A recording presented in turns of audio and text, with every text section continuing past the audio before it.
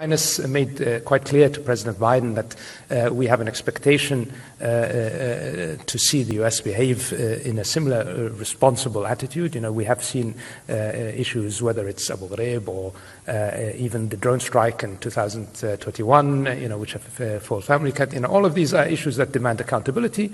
The US has shown historically that it holds itself accountable. The Kingdom has done exactly the same. To impose your values on others is not going to be effective. It will get you a negative reaction. It will get you exactly the opposite of one. You cannot impose your values by force, and you have to understand, the Crown Prince was quite clear with President Biden that in the end we have our own values, and those values, we are not going to align 100% with US values ever, because we are very, very proud of our own traditions, our own values, our own faith, and we're going to work together is if we respect each other, and that includes countries respecting each other's values and sovereignty. And I think the conversation was quite clear, and I believe President Biden took it to heart.